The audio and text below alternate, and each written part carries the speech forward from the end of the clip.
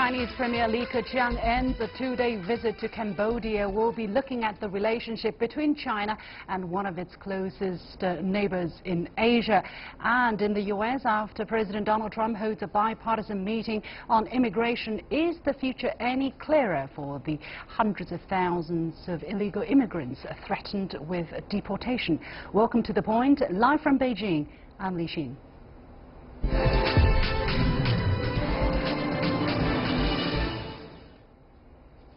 Chinese Premier Li Keqiang has just ended his two-day visit to Cambodia from January the 10th to the 11th, and the second Lancang-Mekong Cooperation Leaders Meeting in Phnom Penh, the capital of Cambodia. Based on the Lancang-Mekong River area, this year's meeting focused on peace and sustainable development with the participation of the leaders from 6 countries in the region: Cambodia, China, Laos, Myanmar, Thailand and Vietnam. But can this regional mechanism achieve its role despite some uncertainties domestically in Cambodia and fast-changing geopolitical situation in the region? What is Cambodia's view on this issue, and what about the issues that remains to be resolved concerning bilateral ties? I'm happy to be joined in the studio by Dr. Rong Ying, the Vice President of the China Institute of International Studies, and from Singapore by Dr. Vannarith Chheang, Vice Chairman of the Board of Directors of the Cambodian Institute for Strategic Studies. Gentlemen, welcome to the show. Dr. Rong, now this visit is the first visit by a Chinese leader as we enter the year 2018, the first leader abroad, I must say. Why Cambodia? Well, this year marks the of course, first of all, of course, Cambodia is one of the co-chair for that Lancang-Mekong River Cooperation Mechanism, and this is the Leaders Summit meeting. So naturally, the Chinese Premier Li Keqiang and together with other 5 members come to Cambodia for that. And incidentally, this year also marks the 60th anniversary of the founding 60th anniversary of the establishment of diplomatic relations between China and Cambodia. So I thought that it was a great visit, and it also demonstrates the depth and breadth and of the relationship between the 2 countries. But really, what is the strategic importance for China that Cambodia holds in that part of the region?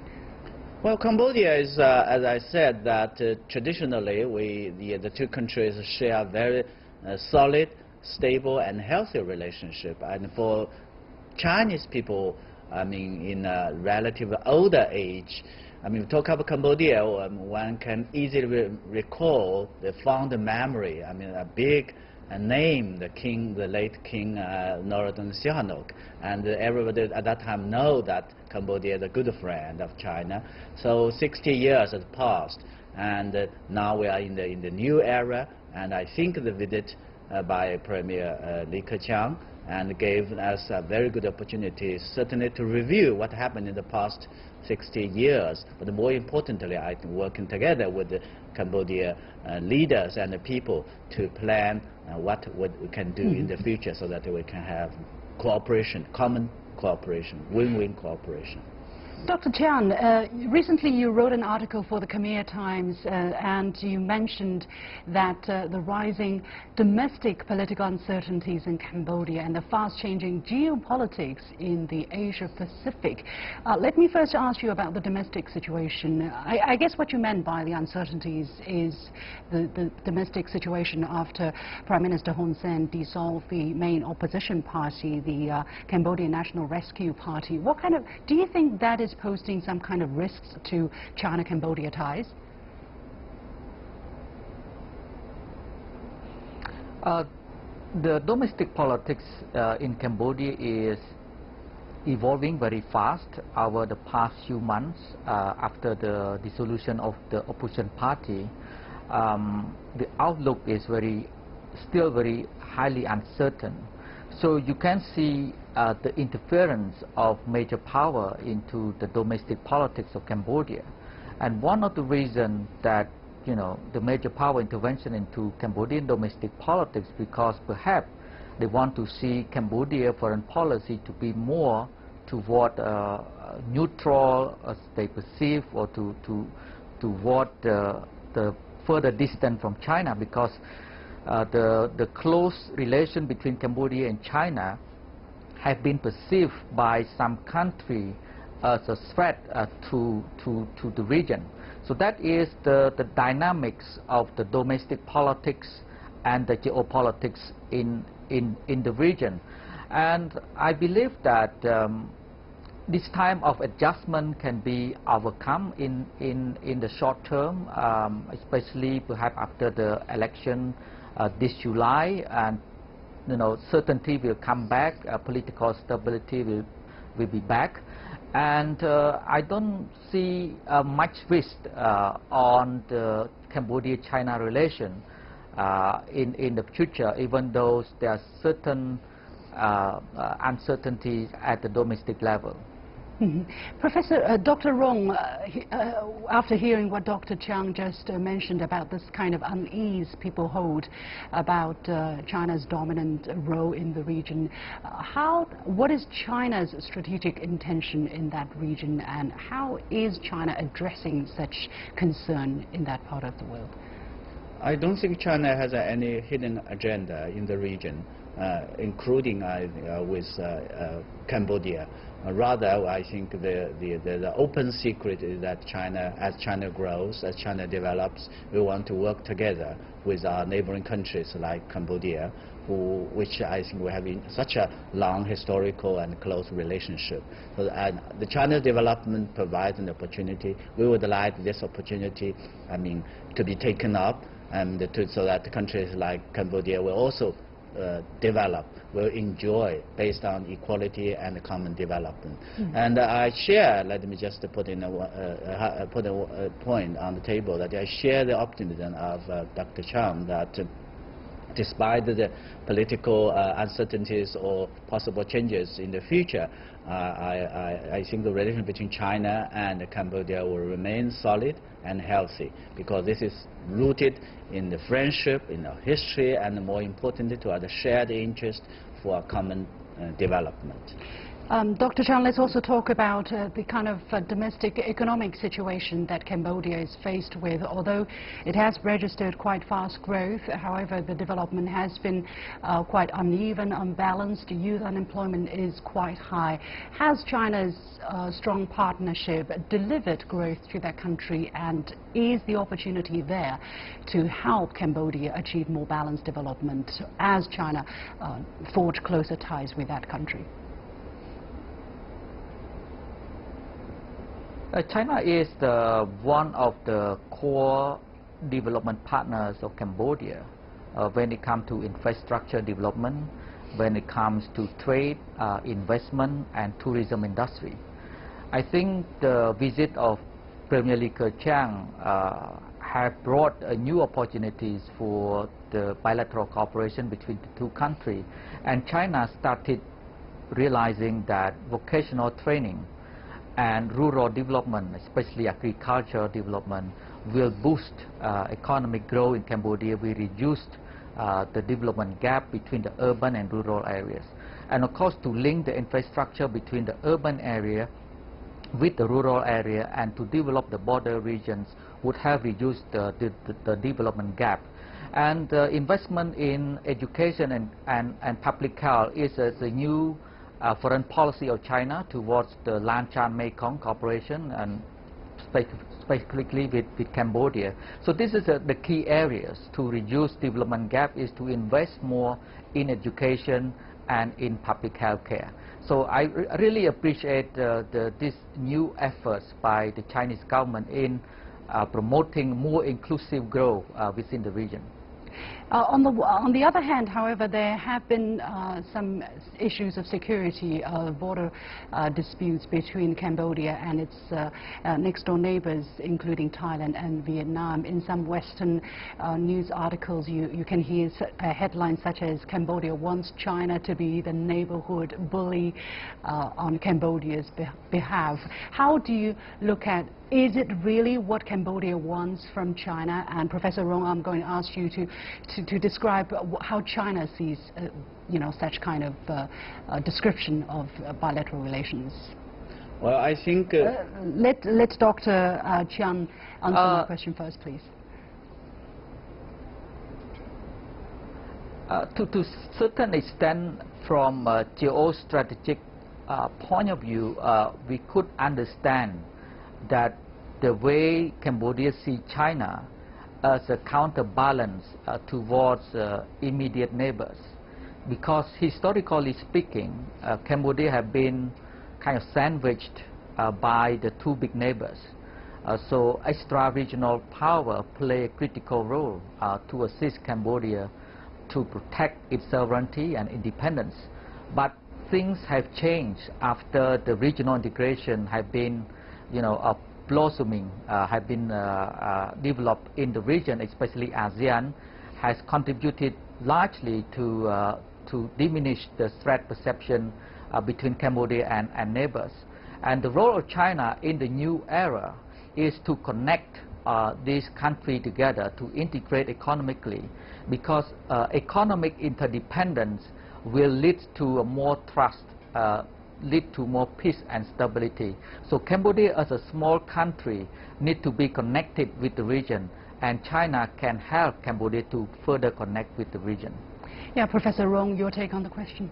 Oh yeah, I think Cambodia, Thailand, and Vietnam, they are all good friends and neighbors of China. So we only hope that the three countries and others in the region would develop their relationship, work out their problems, if there are any, in a way that will help contribute the peace and stability of the region. But more importantly, I think a favorable environment for their development. And as Professor Chheang said rightly, that they are also within the ASEAN framework, they are the mechanism to help manage that. And I would like to add one more platform, that is the Lancang-Mekong River cooperation, which is we call the new type of sub-regional cooperation, as it been ever since being created 2 years ago, officially launched. Now they've been very close. We have a lot of projects. We are working together. So in the future, we are going to have more stakes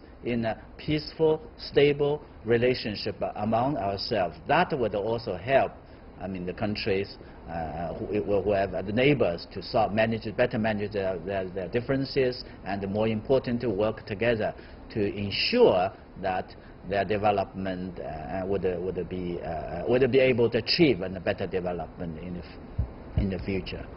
Thank you very much, the two guests. We have to leave it there. Dr. Rong Ying, the Vice President of the China Institute of International Studies, and Dr. Vannarith Chheang, Associate Fellow at the ISEAS Yusof Ishak Institute in Singapore, and also, of course, the Vice Chairman of the Board of Directors of the Cambodian Institute for Strategic Studies. And very briefly, my first point here, there are historical reasons why Cambodia has earned the nickname of an iron brother of China, much like Pakistan, and the two countries are also faced with similar challenges. Why it has registered high GDP growth and life expectancy increase from 50 to 70, how to deliver balanced growth is the obstacle facing that country on its way to become a middle-income country. Stability, good governance and development is crucial if that goal is to be met according to plan, and a stable and healthy relationship with China is in the interests of people of both countries. You're watching The Point. We'll be back right after this. President Donald Trump presided over a lengthy meeting on Tuesday with Republican and Democratic lawmakers trying to find a solution for hundreds of thousands of young people who are brought to the U.S. as children and who live in the U.S. illegally. Trump last year ended the Obama-era Deferred Action for Childhood Arrivals program known as DACA, which shielded more than 700,000 people from deportation and gave them the right to work legally. Now, President Trump has given Congress until March to find a fix. Together with congressional Republicans and Democrats, President Trump expressed optimism for a deal to be made just 10 days before a government shutdown deadline over budgets. So just what is the state of play in the U.S. if you are an immigrant, and how likely is it that literally thousands could be sent back to their original countries in the coming weeks, months or years? Joining me for the discussion are Wang Huiyao, President of the Center for China and Globalization, a leading think tank based in China, and Professor Ian Reifowitz from the Empire State College in the State University of New York, who's also the author of Obama's America, a Transformative Vision of Our National Identity. Gentlemen, welcome to the show. Professor Reifowitz, now Tuesday's meeting was interesting in that it didn't include top congressional leaders, but instead a collection of lawmakers from both parties who had been deeply involved in the immigration fight for years. Some have likened the meeting to a TV drama, The West Wing, meeting The Apprentice. Is that fair? And how did you think this meeting actually went? Well, you have to understand that this meeting, although it is connected to the budget debate and the potential shutdown on January 19th, it also was, to some degree, an elaborate showing of the president's ability to understand issues, to demonstrate his command of a major issue. And the reason why we're talking about that is because of the book that came out last week, Fire and Fury, which portrayed the president in the direct testimony, so to speak, of insiders in the White House as being less than competent on a whole host of issues. So to some degree it was a bit of theater. The president showed, or needed to show, that he could be fit, you know, to hold the office, to handle the debates, to handle the issues that any president has to deal with. So one is the question, is the matter of this as theater. Mm-hmm. But obviously DACA is an important issue, the budget is an important issue, so they picked an issue of real substance. It was not an issue that is irrelevant. Right. I think for President Trump, the meeting, you know, it showed that he could discuss the issues, but it also showed that he might, if left unguarded, be willing to go places that his base, his conservative base, doesn't want him to go. He needed to be reined in to some degree. He agreed to things in an instance such as a clean bill funding DACA that his allies then had to pull it back on because that's not what they want him to support. We're going to talk about that in greater detail, but Professor Wang, what do you think of the kind of show that President Trump put on as a matter of that meeting? Do you think he did a good job? He showed his ability, his fitness for office in that meeting? I think actually it's very timely for him to do that because of as previous speaker has mentioned, the book, The Fire and the Fury, has really made him very upset, and also shows whether he's stable in health to handle mentally the daily administration work. So I think he actually did actually put up a very good show and talked about very substantial subject which is a concern to both parties and American public.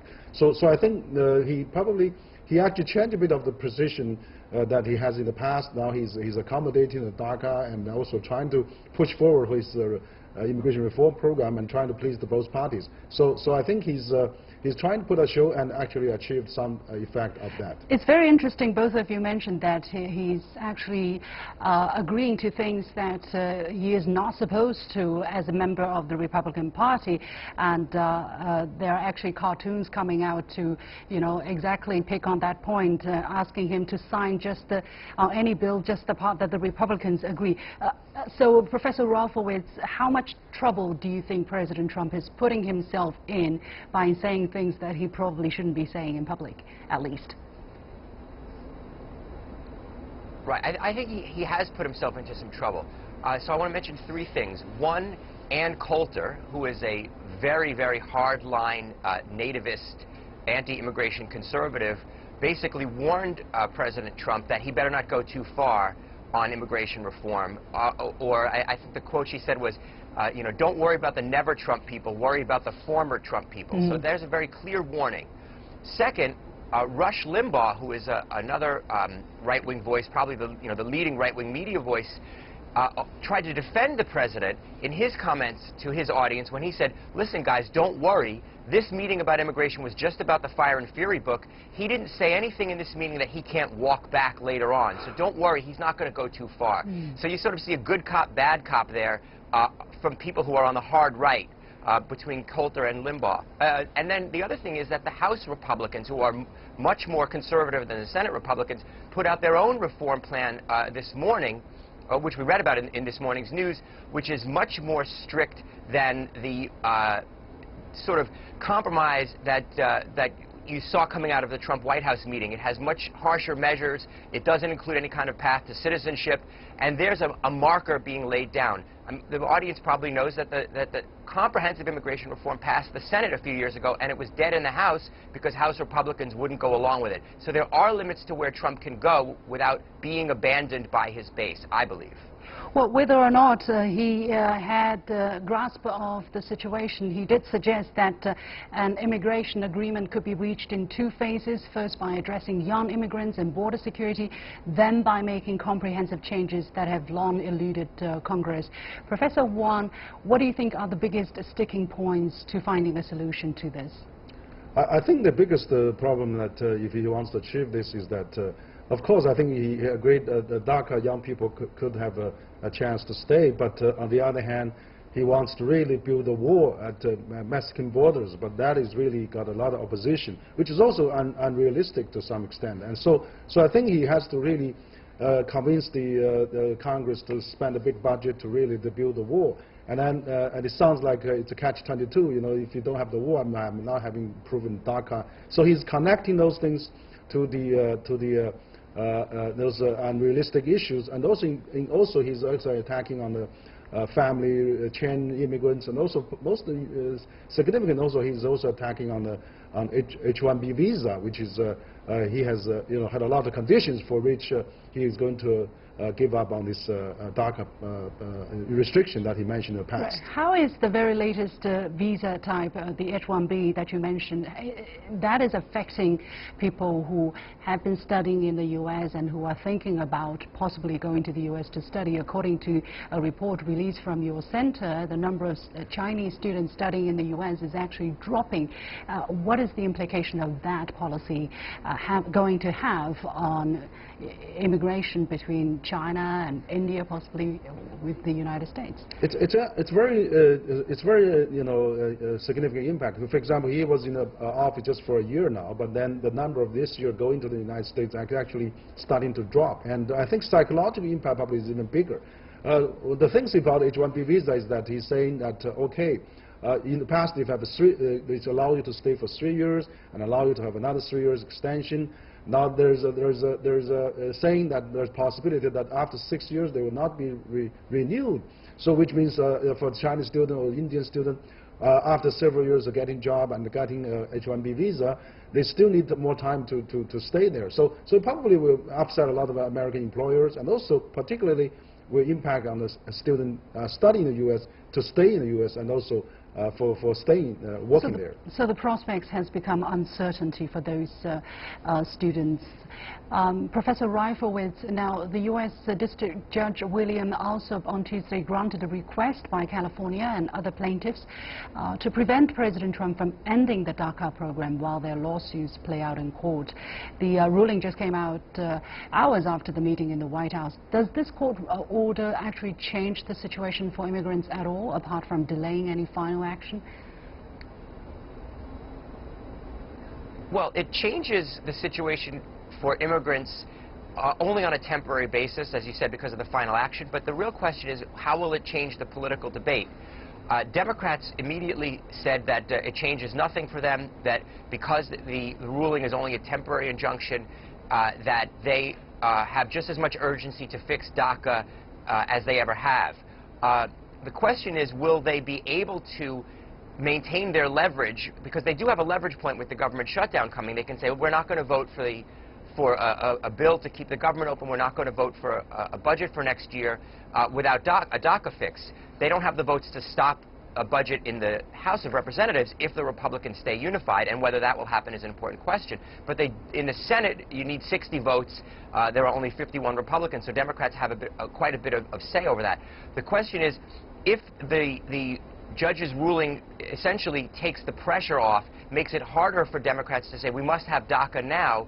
It might make it easier for Republicans to say, well, we'll push DACA off to another date, and Democrats would lose their leverage. If that happens, Democrats will have to deal with some of the people in their base who feel very strongly about DACA and would really punish Democrats if they abandon this leverage point. The judge's ruling might help people in the moment, but it might hurt the Democrats' ability to get a deal for those same people in the long run. On another front, Democrats know that the Republicans want an increase in defense spending, so they are seeking to use that as leverage to gain domestic spending increases, renewal of the children's health insurance program, disaster relief, and so on and so forth. So, Professor Reifowitz, again to you, what are your predictions for this coming budget round? I'm not a great predictor. I find that my predictions, especially with President Trump, are often upended by You're not the uncertainty the only events. one here. But I do think, right. Look, government shutdowns typically don't last, but we haven't had a situation that I can remember, certainly not in recent decades, where one party has had the majority in the House and the Senate and control the White House, and then there's still been a government shutdown. That would be very odd. Government shutdowns occurred under President Obama when there was a Republican control in the House and Senate. They occurred under President Clinton when Republicans control the House and the Senate. I have a hard time believing that Republicans would allow a government shutdown on their watch when it would really be the Republican Party that would get the blame. Having said that, House Republicans in particular don't seem to care that much about making compromises, and you know, there may be a point where they're not willing to make the kind of compromises that would allow Senate Democrats to vote yes, and you could see some kind of shutdown, and it's a question of who will blink. Will Donald Trump, who does seem to want a deal, will he be able to get the House Republicans in line? I think it's 50-50 at best that will avoid a government shutdown, but I do think if there is a shutdown, it wouldn't last much more than a few days or a week. It's just too politically explosive for Republicans. Right. We'll keep close watch on the situation, and we'll let you know whether your prediction is correct or not this time. Anyway, we have to leave it there. Many thanks to our two guests, Professor Wang Huiyao, President of the Center for China and Globalization, and Professor Ian Reifowitz from the Empire State College in the State University of New York. And that's it for this edition of The Point. Follow me on Twitter or Facebook using the handle The Point with LX. Download the application called CGTN to watch our show on your mobile devices, or go to YouTube and look for CGTN The Point. Thanks for watching. You've got The Point.